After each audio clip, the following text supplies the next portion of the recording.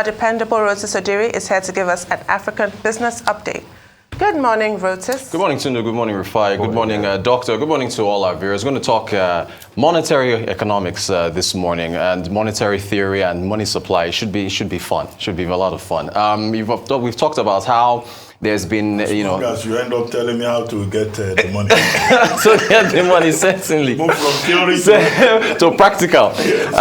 So we've, what we're talking about is it's inspired by an article in Nairametrics that talks about the amount of money that's been pumped into the system, and basically how that is impacting inflation and the currency. So here it is.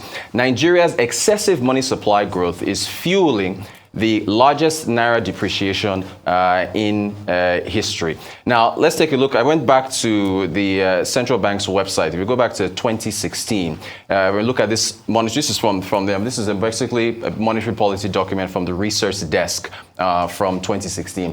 Money supply is the sum of all money or monetary assets that can easily be converted to cash in an economy at a specific time. It's often referred to as money stock since it's measured at a particular point in time. I highlighted this part. Money supply is closely monitored by the monetary authorities, the central banks, because if the rate of increase in money supply is consistently greater than the rate of increase in total output of goods and services in the economy, there could be a general increase in the domestic prices of goods and services, a situation generally referred to as inflation. That is directly from that central bank document from 2016, coincidentally, when we had President Buhari's administration had the first of two recessions. He actually has a distinction of having a hat trick of recessions from when he was in the military to when he was also a civilian, back in the 80s and then 2016 and 2020. So unfortunate, but that's just the timing that Buhari had, unfortunately. Now, take a look at this chart, which is also from the statistics department on the CBN website. At the bottom of your screen, net foreign assets, about 7 trillion. Above that, reserve money, your base money. And that is basically money, cash and coins minus non-cash assets. That's about 14.5 trillion. This is as of May 2022. You can see the legends at the bottom. Now, that's at the bottom. Look all the way at the top. We are at the highest level of money supply in our history. So you've got your net domestic assets at 41.4 trillion, which is 6 times the amount of your foreign assets. You've got money supply M2, which is at 48.5 trillion. M2 is your cash plus your coins and short-term deposits, short-term time deposits, interest-bearing accounts. Then you've got M3 at 48.5 trillion naira, which is your cash plus your coins plus short-term and longer-term deposits. So that is where we are. Let's skip ahead to our next chart now, because what you're seeing essentially, and in case you couldn't see that clearly, let's just put it out there. So your reserve money, 14.5 trillion, your net foreign assets, 7.1 trillion, domestic assets, 41.4 trillion, money supply, 48.5, and M3, 48.5. So basically, this is the issue. If you've got this amount of money supply in the economy and your productivity is not going up, then you've got an issue where you're fueling inflation, and you also have the fact that there is going to be excess money chasing FX, which is going to also lead to the depreciation of the economy. But look, there's also the reality side. So you've got the theoretical monetary economics, and you've got the reality on ground. So when you look at the Nigerian economy and you look at the reality that we're facing, we had 2 recessions. The central bank could tell you, well, what did you want us to do? We had to do developmental finance. We had to pump money into the economy to different sectors. Keynesian. You had to support them. So you've got this clash where the theoretical, and you've seen the document, says that when you pump this much money and you're not productive, inflation is fueled and the currency depreciates. But every other country around the world has had to support the economy. I think the CBN has extended about over 3 trillion naira to different sectors. However, where is that money going?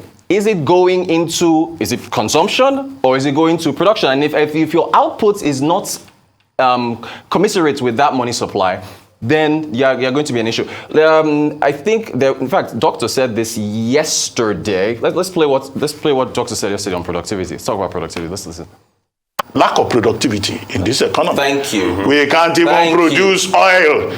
This is the only country that I've seen where the money we use to service debt is more than the money we make. So how will your Naira do very well? Right. There's a table about a scenario here. Let's take a look at a scenario on money supply and productivity. I think I got this is from the Nairametrics chart, which I thought was really brilliant. You have just assume you have 100 Naira of money supply in your entire economy. And let's assume that everything you produce is 100 bananas. If all 100 Naira chases all 100 bananas, you have essentially one banana priced at 1 Naira. If your money supply increases to 200 Naira in your economy and you have not produced more bananas and you're still producing 100 bananas, then each banana is priced at 2 Naira. If your money supply goes to 300 Naira and you're still producing 100 bananas, it goes to 3 Naira per banana. And your money supply goes to 400, and your money supply goes to 500, and 600, and 700. This is the By the way, I bought bananas recently. Oh, yeah. I used to buy them at 400 Naira a bunch, and now it's like over 1,000. Over 1,200. Bananas are very healthy, by the way. Good potassium, and they go well with oatmeal. But look, the currency situation we're facing is not just us. There's a clip. I know you guys watch Gravitas, that program. Let's take a look at this clip with what are currencies that are facing issues around the world. All that saber rattling has also spooked the world economy. Every day it's the same headline. Your fuel is more expensive, your favorite food has gone missing from the shelves, your domestic currency is losing value.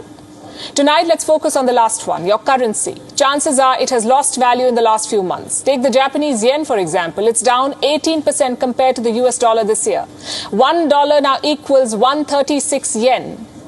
And this is a 24-year low. Compare that to February when Russia invaded. $1 was equal to 115 yen. You see the difference? Same story in South Korea. Their currency is called the won.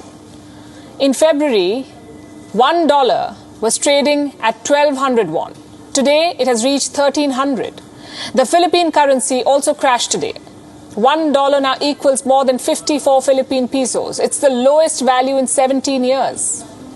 No currency has been spared in this crash. No currencies have been spared in this crash. You have an appreciating dollar that is weakening all these currencies around the world. But let's look at the headwinds facing the Nigerian currency. Nigeria is facing so many other headwinds. You've got the rising dollar that everybody else is facing, but then you've got import demand, you've got oil theft, you've got fuel subsidies, you've got currency speculation, you've got record high money supply, which ways and means also falls into that as well. You've got weak productivity. So you put all this together and it is just one challenge after another for the country. So it's just, but again, back to the base of what's being discussed here. Money supply and the amount of money that, even though it has gone into sectors to try to help them, that is also an issue because of what it does to fuel inflation and fuel currency depreciation. Let's quickly talk about two competing headlines here. P2P lending, peer-to-peer lending on crypto. This is very interesting. Bloomberg says crypto trades drive Naira to new low in an unauthorized market. That's Bloomberg. Let's take a look at Nairametrics. They said, no, not this one. This is actually, well, Nairametrics had a second headline where they said that essentially the fall in the Naira is actually pushing people to go towards P2P, peer-to-peer lending. So they had two competing headlines. Unfortunately, we don't have the Nairametrics headline, but they had two competing headlines there saying two different things. Bloomberg is saying that essentially the crypto trading you're seeing in peer-to-peer. Peer-to-peer is basically two people trading without a central authority that is acting as an escrow holder of what's being transferred. That headline, thought it was very, very interesting. And then let's quickly go to Kenya. Here is Patrick Njoroge, the governor of the central bank. Remember I said yesterday that they held rates constant. Here he is on subsidies. Sustainability of subsidies really depends on the fiscal space that is available. And as we all know, we have significant constraints on fiscal space. Why? Because there are some other urgent needs. I mean, we talk about development needs, building roads, building utilities, also things about recurrent hospitals, salaries. All those things are demands on the same tax revenues. So it's an expenditure that is for these subsidies, which has to be balanced against other expenditures. And that's why in the long run, it is not viable. It's not viable.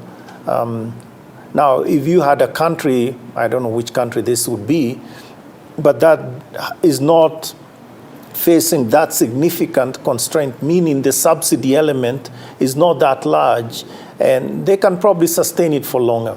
So, but in general terms, we are clear that this is not something that will be maintained into the medium term. So there is a sunset for these subsidies, and they are different across the various subsidy elements.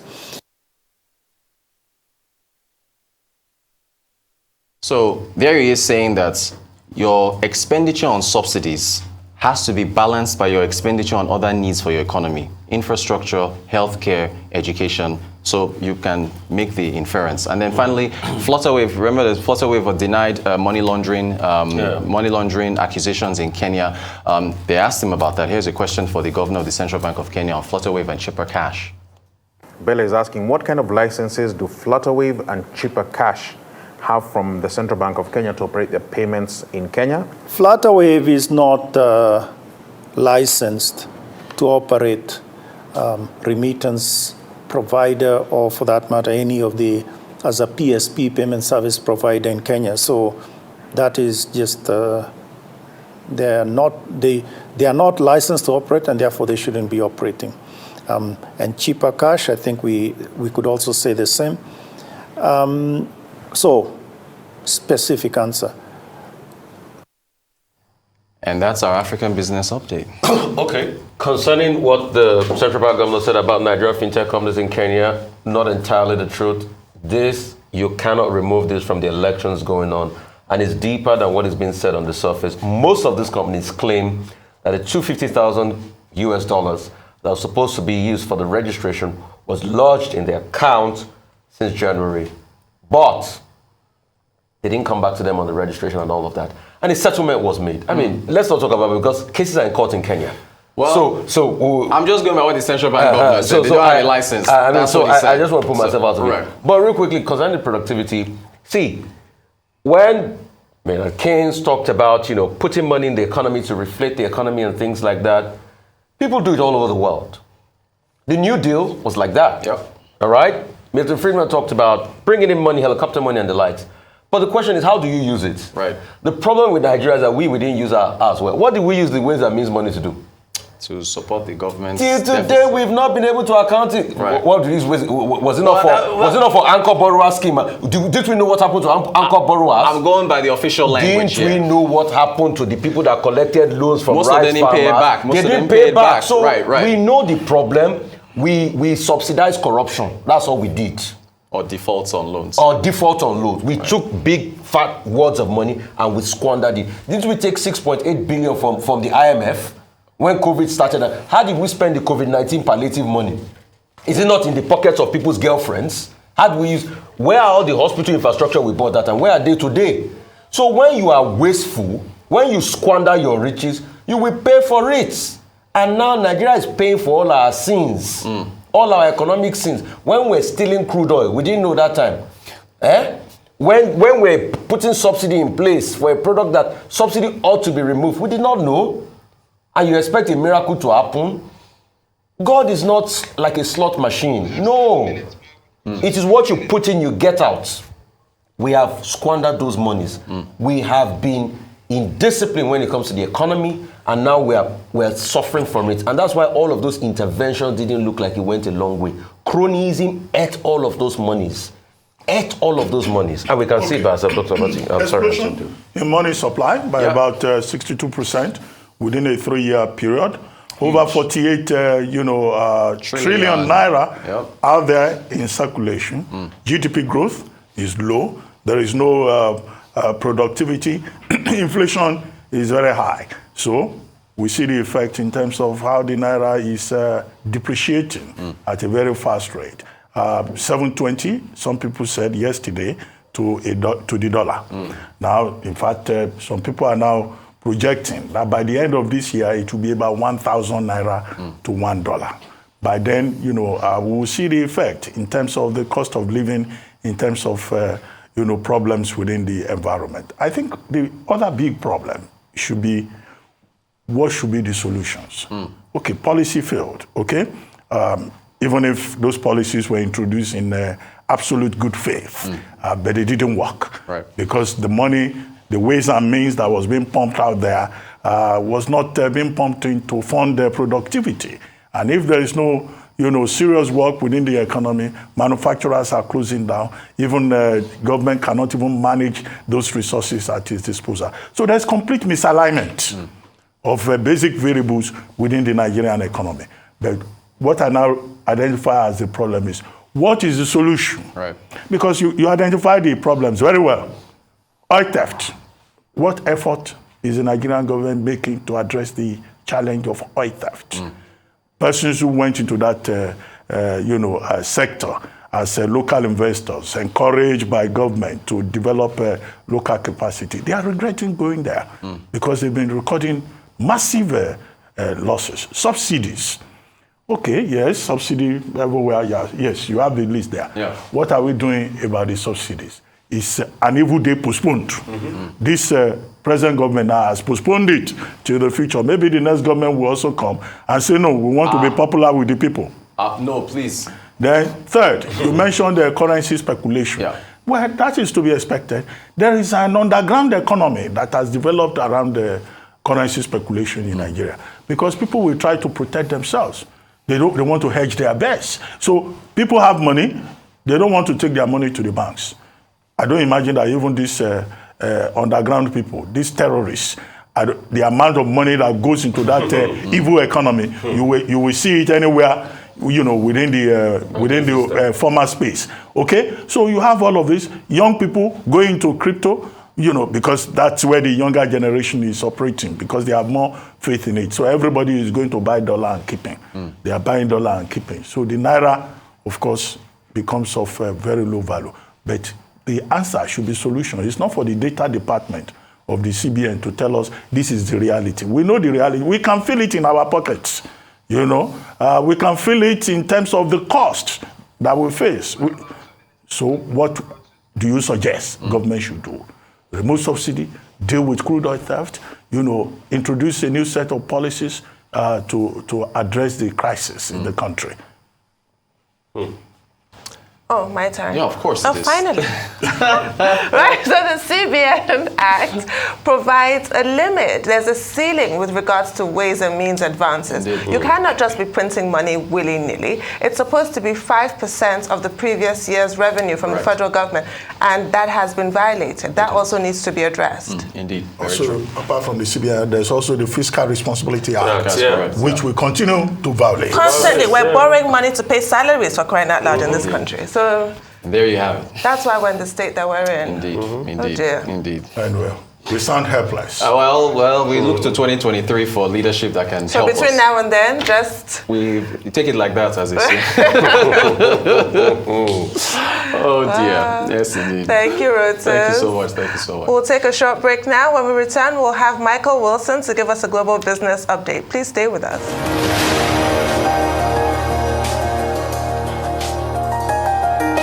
Welcome back to the morning show here on Arise News, and have we got a treat for you? For Global Business Update, Michael Wilson joins us right here in the studio. Good morning! Welcome to Lagos. Thank you very much indeed. Lovely to see you in the flesh, I have to say. This is terribly exciting. Yeah. Hey. Yeah, I'm here because I'm working for. It's obviously lovely to see you and everything, but actually, there's a very important thing about an important conference about insurance taking place, which and I think this is really important as well, because what it does is it encourages people from Africa, young journalists, to write about insurance, which is extremely important, as you can imagine, particularly micro-insurance. And the beauty of it is that it's a very human story, because it obviously involves people, rather than just money and all the rest of it. So that's what I'm doing here, besides having a very lovely time and a very hospitable time in Lagos as well. We're so glad you're here. So off you go with the global business update. What do we want to discuss? I think we should talk about the United States first of all, because Asia is one thing, but I think really this is a real problem. You've been talking about the money supply in Nigeria and so on. I just heard you talking about that, and I think the same thing is sort of happening in the United States. I mean, when I left the UK, the dollar looked strong, and that's what I thought the story was going to be. This morning, some of those currencies have actually fallen, haven't they, quite significantly? And I think this is the way it's going to be. It's very, very difficult. I don't think that really many people have got any idea what's going on. There are so many headwinds, which you've been talking about as well. So many political. I mean, all this stuff is incredibly obvious. But the change now is that everything is so fundamentally different right now. Because of the war in Ukraine, because of inflation. I mean, all those things have been separate kind of problems, but right now we simply do not know which particular economies are going to do well and which aren't at the moment.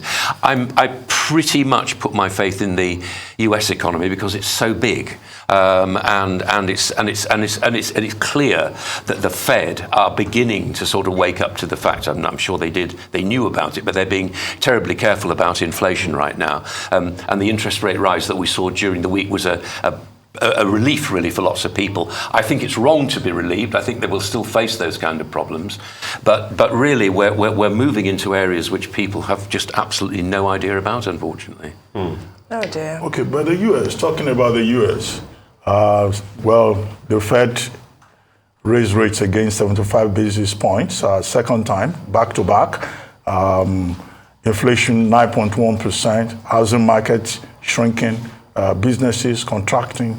And yet, we're told that despite 2 quarters of what looks like a recession in the US, no, there is no recession, or there's even no pre-recession scenario, because recession in America is not calculated using the mechanical rule. Why is the United States different from the rest of the world? I don't think it is. I think we often look at what happens on Wall Street, don't we? And then we look at Main Street. You know, the contrast between the two. I don't think anybody anywhere in the world needs to have a particular measure of recession, whether it be the traditional one which you're talking about, which is the 2 quarters in decline. I mean, I don't need to be told that, and I'm sure you don't either. I'm sure people watching this don't need to be told. They see the cost of living rising. They know what's actually happening. They don't need these sort of abstract ideas about recession or inflation, the rest of it. They all know what's going on. And it's the amount of money that you're having to pay for those essentials in life. And unfortunately, the really bad news about these price rises is that poorer families tend to spend more on food and on energy and on heating or cooling, depending on whereabouts they actually live. And that's where these massive price rises are hitting very, very hard indeed. I'm sorry to be the bearer of all this bad news, but at the moment it looks very, very difficult indeed. And speaking of which, I have a rather long-winded question for you. So Centrica, the owners of British Gas, have this morning announced 5-fold profits, £1.3 billion, where families are thinking, how are we going to heat our homes this winter? And it looks really bad for them, quite frankly, even though they're saying the profits don't come from their sort of gas, the British Gas arm. It comes from the nuclear and oil and gas sector, but still this company is making bumper profits. We've talked before about the windfall taxes. Where do you stand on that in view of this? And also, Rishi Sunak in the Tory leadership race, he's promising to reinstate a Department of Energy to tackle this issue. There used to be a Department of Energy, as obviously you well know, that was subsumed by Theresa May under the Department for Business, Energy and Industrial Strategy that's headed right now by Kwasi Kwarteng. So do you think you need a separate Department of Energy? Would that make any difference? I don't know whether it make any difference, because the problem is that they are facing a shortage of energy. Now, it's an extremely complicated picture. I mean, I was with some analysts, energy analysts, and I don't really understand what's going on, and I'm sure they don't either. I mean, for example, Russia is cutting off gas to Europe, so what's Russia going to do with the excess? I mean, where's that going to? Is this a storage problem for them? Yes, it certainly is. So it's an incredibly complicated picture, and gas, unfortunately, needs either it's pressurized in tankers, as you know, or it needs pipelines, and some of those pipelines simply don't exist at the moment. So the overall picture is incredibly complicated. Back to Centrica. If I were a politician, I'd be doing exactly what you've just said. I'd be taking notice of that. I don't care where the profits come from. If I'm a distribution company, and that's what Centrica is, I would be expected to be facing a windfall tax. Absolutely. I think it's very good politics to do it. Whether it makes sense or not is almost immaterial. I think it's absolutely worth doing. Yes. I quite agree. I mean, I think what I'd just like to talk about is the CPI numbers coming out of America that shows you pretty much what is happening as regards inflation, that the Fed has not been able to stem in the bud. And now that effect is reverberating around the world, reverberating around currencies as we speak today. And the imbalance going on in the world vis-a-vis the crisis going on with China, saying full throttle, daring America. It looks as though that the economic circumstances in the world is beginning to have a political undertone to it. With the war in Russia and Ukraine, and Germany reverting back to gas, and the EU being on its knees now. Yeah, the EU, I mean, as I've often said to you, I personally think the EU is a rather odd experiment. If you're yoking together all these different economies... You're a Brexiteer? I don't think it's anything to do with Brexit, to be honest. I mean, I'm pretty happy that I see all the disadvantages of Brexit. I'm pretty happy that we have an independent bank. I think that's very, very important to have an independent central bank, which, of course, the EU doesn't have, in a sense that there are all 27 nations are under one umbrella. I just don't think that kind of thing works. I don't see how that actually happens. Yes, the EU is suffering from inflation, but they're taking a very gradualist approach to it. I think as far as the Fed's concerned, I mean, yes, they're always late, but what you don't want to do is you don't want to be throttling off an economy because you're seeing figures growing. I think they've been a bit wait and see, and they didn't raise by 1% earlier in the week. It was only 0.75%.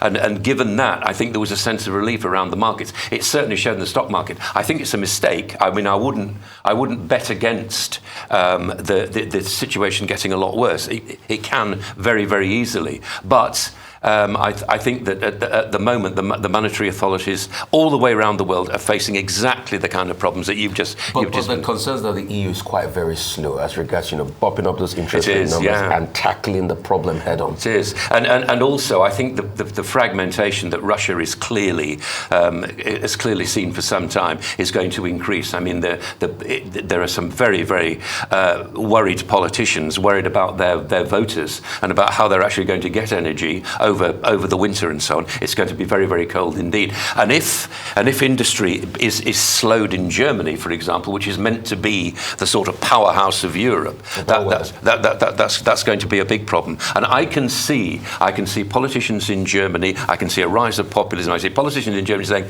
"Enough's enough. We don't want this anymore. We're going to give in to Russia, keep the energy coming in, and so on." It's very, very difficult indeed. And the EU, the EC has not quite said there will be a 15% cut. They are saying they need a 15% cut in energy use, but at the same time, what they're saying is there could be excuses there could be exemptions for various countries that go along and say, well, actually, this is affecting our critical industries. I don't really see that as a policy at all.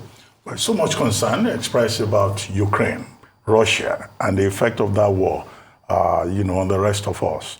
And yet, Stephen Lovelock, the National Security Advisor in the UK, is saying that there is the possibility of a nuclear war between China and the US if care is not taken, because communication channels have not been properly explored between both countries. And then in Pyongyang, you had Kim Jong-un saying that he is going to wipe out South Korea and also take on the United States. I hope that doesn't happen. But the thing I really wanted to talk about is China, seeing that it has missed its GDP growth target of 5.5. And China, too, is in serious trouble, it looks like. But the explanation, I keep saying, that some economists give is that, this is because of the zero COVID policy that China is adopting. Does that really explain the major challenges. I think there's a lot to be said for that sort of explanation. Yes, I mean they have absolutely when they closed down Shanghai, for example. I mean that has to be a big threat to their economy. China's a difficult one actually. What I think personally is that what China in the end wants is to be seen to be bestriding the world, if you like. There's no question, given the kind of growth that it's going, the population growth that it's going through at the moment, it will be the biggest economy in the world. There's no question about that. But what kind of economy will it actually be? Will it have lots of non-productive old people? Yes, it will. How will it look after them? I'm not sure. So it's going to face the same sort of demographic problems that yeah, indeed. Japan's a very good example of that, isn't it? Because what they want inflation. They want prices to rise in Japan. It's been in decline. It's still the third largest economy in the world, but it's been in decline for years. So I'm not really answering your question. There are too many variables at the moment. I don't think that nuclear war is going to break out. I don't think it's really anybody seriously wants that to happen. It's all right making threats. It's all and actually doing something is very, very different indeed. Let's hope so. Yeah, because there are more people of good reason in the world, I guess. Thank you very much. I hope so. Okay. Yes, Okay. we've got to go. Yeah. Thank you very much, Michael Wishin, and good to see you in the Lagos Thank you. studio. Good to see you too.